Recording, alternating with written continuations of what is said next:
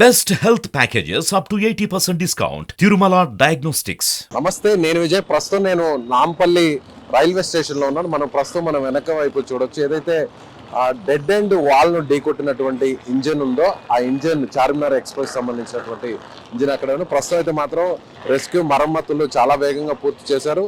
అయితే ఈ ఘటనలో నేరుగా ఒక్కసారిగా దాదాపుగా 20 కిలోమీటర్ల వేగంతో వచ్చేటువంటి ఈ ట్రైన్ అక్కడ ఉన్నటువంటి డెడ్ ఎండ్ వాల్ని ఢీకొనడం వల్ల 3 బోగీలు, అంటే మొత్తం 24 బోగీలు ఉన్నాయి. 24 బోగీల్లో కూడా 3 బోగీలు పట్టాలు తప్పి పక్కకు ఒరిగినటువంటి పరిస్థితి మనం అక్కడ చూడవచ్చు నేరుగా క్లియర్గా. అంటే జనరల్ గా అయితే ట్రైన్ అంటే ఇప్పుడు ఇక్కడ నుంచి మనకి చూస్తే ఆ పంపింగ్ కనిపిస్తుంది చూసారా అక్కడ, అంటే ఇంజిన్ వెనక వైపు అక్కడికి అది ఆగాలి. కానీ దానికంటే దాటుకొని దాదాపుగా ఒక 50 నుంచి 60 అడుగుల ముందుకు రావడం జరిగింది. నేరుగా ముందుకు రావడంతో ఈ డెడ్ ఎండ్ వాల్లో కూడా ఇటువైపు మనం ఒకసారి గమనించవచ్చు. సో ఆ జంపింగ్ అనేటువంటి కొన్ని ఏర్పాటు చేయడం వల్ల, నేరుగా వాటిని ఢీకొట్టడం వల్ల కొంతవరకు అయితే మాత్రం కుదుపుకు గురైనటువంటి ట్రైన్ ఒక్కసారిగా మధ్యలో ఉన్నటువంటి బోగీలన్నీ కూడా పట్టాల నుంచి తప్పినటువంటి పరిస్థితి. ప్రస్తుతం అయితే మాత్రం ట్రాక్ సంబంధించినటువంటి రిపేర్స్ అన్ని కూడా మనం ఒకసారి చూడవచ్చు లైవ్ లో. సో ప్రస్తుతానికి అయితే రిపేర్స్ జరుగుతూనే ఉన్నాయి.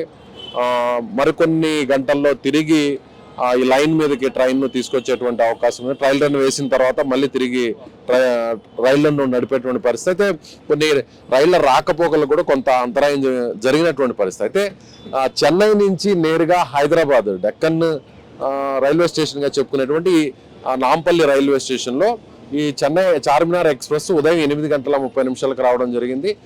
జనరల్ గా స్టేషన్ లోకి వచ్చేటువంటి క్రమంలో లోకో పైలట్ కానీ, లేదంటే ఆయనకు వచ్చేటువంటి సిగ్నల్స్ అన్ని కూడా జనరల్ గా ట్రైన్ ఇప్పుడు మనం ఇక్కడ చూస్తున్నటువంటి వాళ్ళు అక్కడ రిపేర్స్ చేస్తున్న ఆ ప్లేస్ లోనే ఇంజిన్ జనరల్ గా కూడా ఆగిపోవాల్సినటువంటి పరిస్థితి. కానీ నిర్లక్ష్యమా, డ్రైవర్ నిర్లక్ష్యమా, లేదంటే ఏదైనా సాంకేతిక కారణాలతో జరిగినటువంటి తప్పిదమా అనేది అయితే ప్రస్తుతానికి అయితే తెలియలేదు. అయితే కొంతమందికి గాయాలై తీవ్ర గాయాలైనటువంటి వారికి 2,50,000 రూపాయలు ఎక్స్గ్రేషియా, అదేవిధంగా గాయాలు అయినటువంటి వారికి 50,000 రూపాయలు ఇస్తామని కూడా ఇప్పటికే రైల్వే శాఖ కూడా ప్రకటించినటువంటి పరిస్థితి.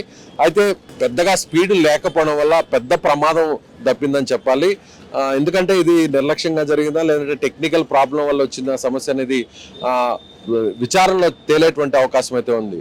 సో డెడ్ ఎండ్ కాంక్రీట్ వాళ్ళని ఒక్కసారిగా ట్రైన్ ఢీకొన్నటువంటి పరిస్థితుల్లో బోగీలు కుదుపుకు గురై పక్కకు వాలిపోయాయి. కాబట్టి ప్లాట్ఫామ్ కూడా కొంత దెబ్బతినింది. ఆ ప్లాట్ఫామ్ ను కూడా అక్కడున్న పైన ఉన్నటువంటి వాటిని కూడా సరిచేసేటువంటి పరిస్థితి ప్రస్తుతం కనిపిస్తుంది. ఇక్కడ అధికారులు అయితే మాత్రం స్టాఫ్ తో మార్నింగ్ నుంచి కూడా ఇక్కడ మరమ్మతులు చేశారు. ఏదైతే పక్కకు ఒరిగినటువంటి, అంటే పట్టాలు తప్పి పక్కకు ఒరిగినటువంటి బోగీలు ఉన్నాయో ఆ బోగీలన్నింటినీ కూడా రెస్క్యూ చేసి నేరుగా ఇక్కడ నుంచి తీసివేశారు. కేవలం ఇప్పుడు ఇంజిన్ మాత్రమే ఇక్కడ ఉన్నటువంటి పరిస్థితి.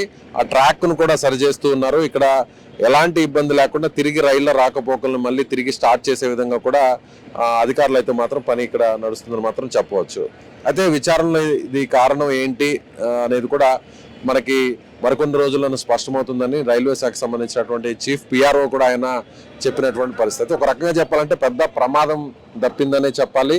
కేవలం 10 నుంచి 15 కిలోమీటర్ల వేగం మాత్రమే ఉండడం వల్లే ఒకవేళ డెడ్ ఎండ్ వాల్ని ఢీకొన్నప్పటికి కూడా పెద్ద ప్రమాదం జరగలేదు. కానీ అదృష్టవశాత్తు చాలా మంది కూడా సేఫ్ గా బయటపడ్డారు. కొన్ని బోగిల్లో, అంటే ఏదైతే పక్కకు ఒరిగినటువంటి బోగిలు ఉన్నాయో ఆ కుదుపుకు గురవడం వల్ల కొంతమంది గాయాలయ్యాయి. కొంతమందికి మాత్రమే, అతి కొద్ది మందికి మాత్రమే తీవ్ర గాయాలైనటువంటి పరిస్థితి. సో ఇది నాంపల్లి రైల్వే స్టేషన్ లో రైలు ప్రమాద ఘటనకు సంబంధించినటువంటి అప్డేట్. కెమెరామెన్ క్రాంతితో విజయ్, సుమన్ టీవీ, హైదరాబాద్ నుంచి.